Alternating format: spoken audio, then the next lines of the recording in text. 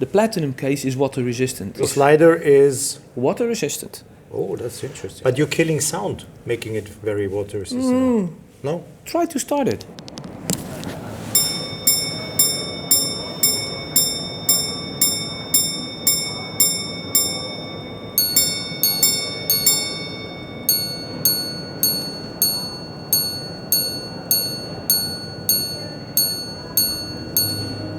Welcome or welcome back to WatchAdvisor on YouTube, where the watches are the stars. But today, before we show you a real superstar that is lying here, I have to present you Anthony de Haas, but you know him. All you watching our channel know Anthony. And he is the Director of Product Development at Lange Söhne, but we have done presentations with him that were so gorgeous. We always had fun. Yeah, we always had fun. We had always fun. Yeah, and we will concentrate on the new minute repeater and Perpetual calendar from Lange Söhne. And this is a watch that really, I get goosebumps when I see it.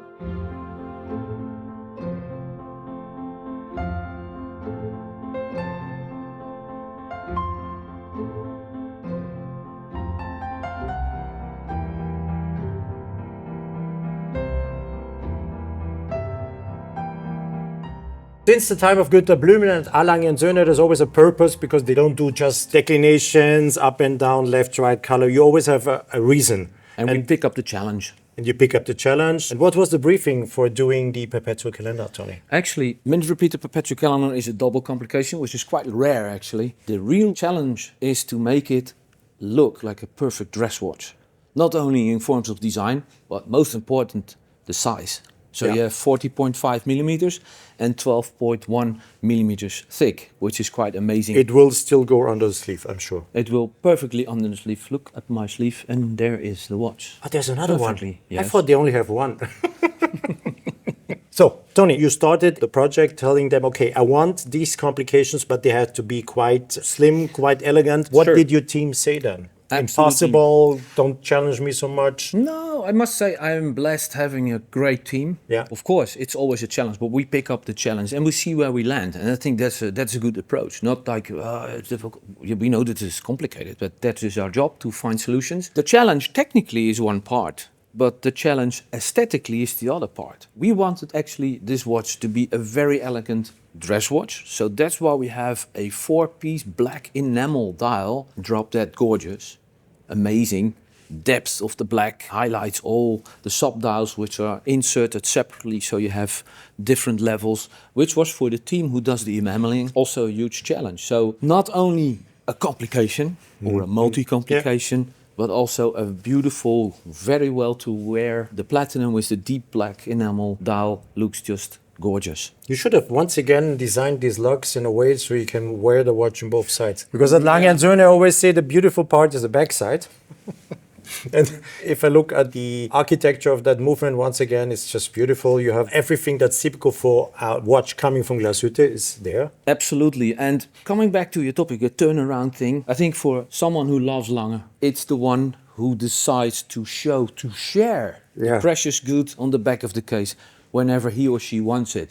So it's quite exclusive. If one wears one and he is being invited or can show it, then this must be a very particular moment. I can imagine. How many pieces I saw? 25? It's 50 pieces, limited edition. Oh, 50, okay. 50. If you look at the front of the dial, the watch, you may recognize, hey, I've seen a similar face before. The first Lange Perpetual calendar was in 2001. The Lange-matic Perpetual had also Roman numerals. Yeah. This is a facelifted new generation of Roman numerals, but it was similar. And we launched 3 years ago the Richard Lange minute repeater. So I thought people thinking this week when we presented was, so they took the Richard Lange and they just put on the module, the Perpetual calendar of the Lange-matic.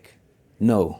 That would be easy. No, but you don't do that. It would go too thick, because then the watch would have had approximately 14 millimeters of thickness, and that was not the task. So what did we do? Of course, we took elements from the Richard Lange minute repeater, the gear train, which is quite compact, and we had to make space because we managed to partly integrate parts of the Perpetual calendar in the basic movement. So it's not a classical module what you put on top.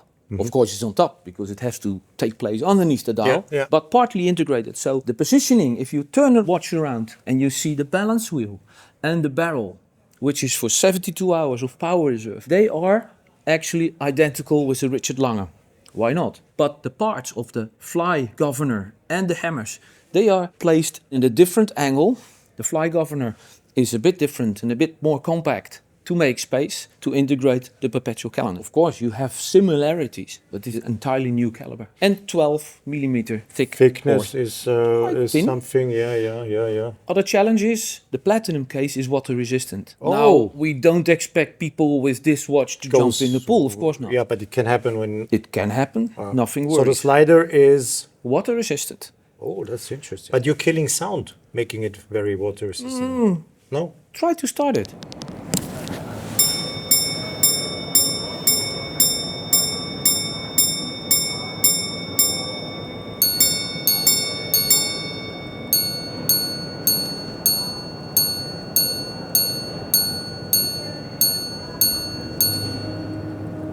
The reason, also the main reason, is certain parts of the world have a strong humidity, True. 80%. Yeah.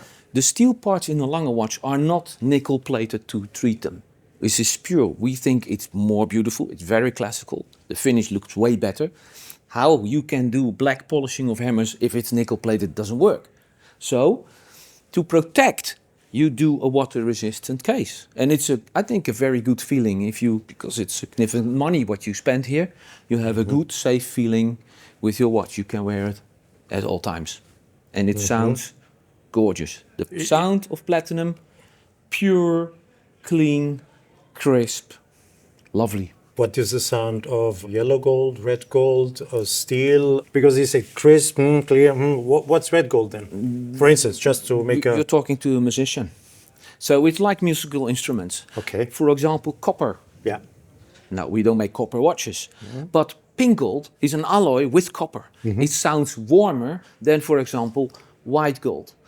White gold sounds less pronounced, less crisp, less pure and clean than platinum. So honey gold, we did do the Zeitwerk mini repeater in honey gold. It's a sound on its own. It doesn't exist in a watch because we are the owners of the material. So it's still for us, for me as a developer and my team, it's for us a playground, these repeaters, because we have made, we will maybe make one in another material. Of course also another design, another dial. And that is really fascinating. We made the Zeitwerk mini repeater, for example, in 3 colors. The platinum one, a white gold one, and a honey gold one. I know collectors who have all 3. You hear a difference in the sound. Yeah. It's like musical instruments. You have a trumpet in copper, but also in brass. Different sounds. Then you have brass-plated trumpet, sounds different. Yeah. So you lecture in music here at WatchAdvisor. Can Very you continue? fascinating. What about, have you done any experiment? I know you don't use steel. Hundreds of experiments. Have you ever used steel? How is steel? Different. Different? Cold. Okay. Cold? Cold. Titanium? Titanium is extremely difficult when you have it on the wrist. It sounds beautiful. Yeah, once you on the put wrist. it on the wrist, it's dampening. The effect of dampening is way more. Although we try to take care in our construction, even, and you see the gongs on the back of the case, they are attached. connected to the front of the case. Yeah, I so see. the sound is spread by the bezel and the glass in the front. So there's no difference in this watch if you have it on your wrist or in the air. Yeah. So titanium is quite sensitive for that, but we only use titanium for Odysseus, for its No, task. I know you don't do, but it is we was have so them interesting. in the This is so department. interesting. I'm learning now. I'm listening. I'm learning, and it's rare that someone really can explain even how these different cases sound like. So this was for me very interesting. Now Absolutely. In our department, we have a kind of a vault, treasure room. We test, we try every kind of materials, but also the way how we make cases and stuff like that. I consider Lange, us, still as the new kids on the block concerning to repeaters. There are other maisons, other brands who have 80 years experience in that. We just started, but from scratch.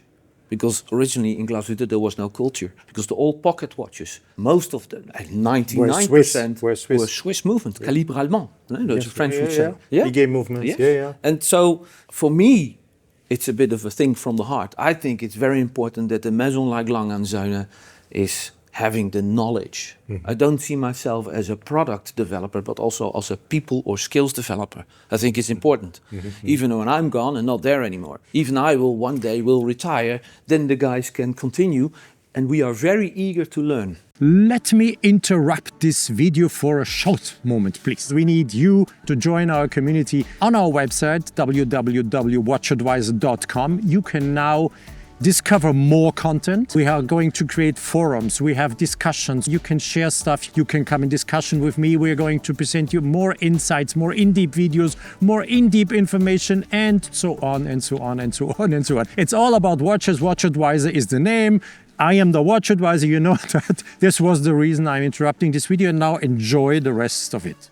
Since you had the chance to start from scratch, did you also conceive the gongs in a different way, the material? We worked 2.5 years to get sound out of metal. The easy way would have been to call my friends in Switzerland and say, can you deliver some gongs? And then it's okay, no, I know it's good. But you have to, because the project, the traject, you know, the way of learning, you have... You need to understand from A to Z, so you can keep it le feu sacré, as Mr. Blümlein called it always. You can keep it at home. Absolutely. And that's the way how we think and how interesting excursion, besides of showing a beautiful watch, interesting excursion. I would have liked to have the, you know, to cut in now all these experiments you did with all these different materials, so we could say, okay, listen to the sound. Okay, this is the sound with red gold, this is the sound with platinum. Maybe we do that one day. Would be a super video, by the way. Being a German brand, for us, security and handling a piece is very important. So, of course, this watch has some security system. That means you can't pull the crown, setting the hand if the minute repeater is striking. Yeah. Once you load it with everything or target, nothing? all or nothing. All or nothing, yeah. All or nothing. When you activated the repeater and it strikes, you can use the slide, but nothing happens and it will not disrupt the striking follow something like that. So it's completely isolated. Okay. Then we have an interesting feature. If you're still 10 minutes past 1, you don't have a quarter strike, the double strike. Yeah. And normally in the classical old repeaters there was a a pause. Time you have to wait. We eliminated the pause, so that is also a very fine thing. Also a result of the experiments we did, we have a hammer locking system. So if the hammer hits the gong starts to vibrate, and you have to assure that the hammer again is pulled away a little bit further, not to dampen. We learned about that by using a high-speed camera. You film the vibration and the tap on the gong with a high-speed camera, and then you really can see in slow motion, and you hardly hear it. But if you have a system which pulls away the hammer, you suddenly hear it because it's slightly louder. You're talking about minimum. You're not talking about 5 decibels more and so on. That's not the sports. It must be very sweet sounding watch, because the one who's buying this watch for himself and you enjoy, and you are the one who will choose to share that with others. What an excursion into minute repeaters. Yeah, this is beautiful. Wonderful.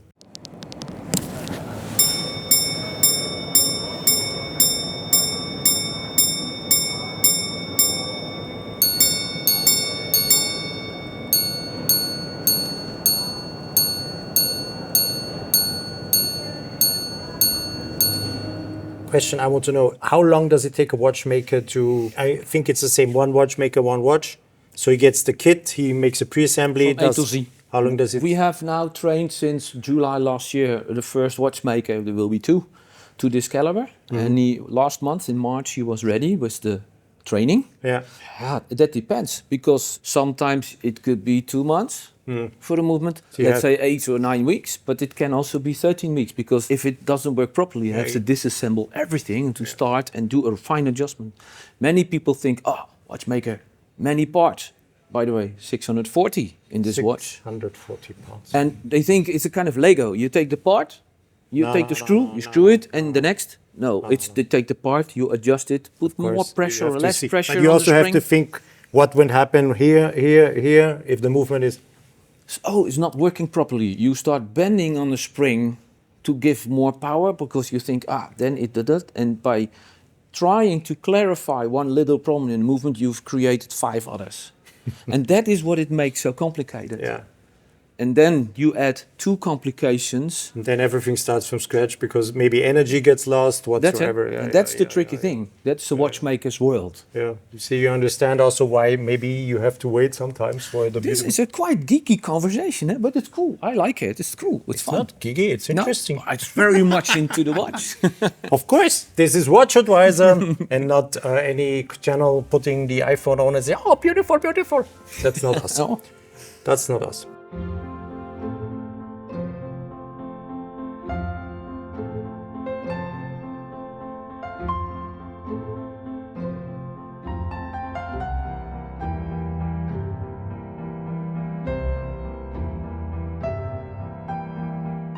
Anthony, thank you very much.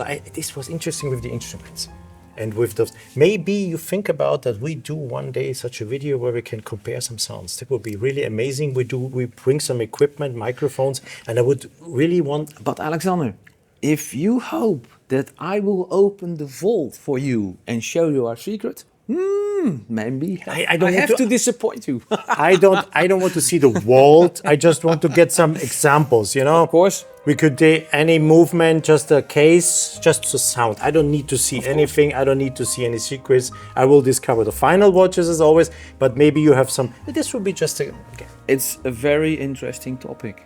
It is. Fascinating. It's a very fascinating... I think also watches with chiming mechanisms, it's another dimension of wearing a watch. It's as if your watch is communicating with you. It starts with a simple watch you enjoy, then you have chronographs you can play with. Yeah. And then this, or acoustical watches, is like, wow, this is cool, it's another dimension. Anthony de Haas, you see, this is always so fascinating to talk to him. Guys, thanks for watching this video. Anthony, thank you very much for this nice excursion into the world of watchmaking, digging deeper. I like it. Thank you, Alexander. You see, if I'm not talking, it's interesting. Thank you, guys. Bye, guys. Thanks a lot for watching the video on WatchAdvisor on YouTube. And if you think that this is your channel, please check out our website, watchadvisor.com, and especially our community section on our website to really get in touch with us, to share lots of things. You will get more detailed information about the watch industry, in-depth videos, more fun will happen there. So if you're interested, have a look at watchadvisor.com.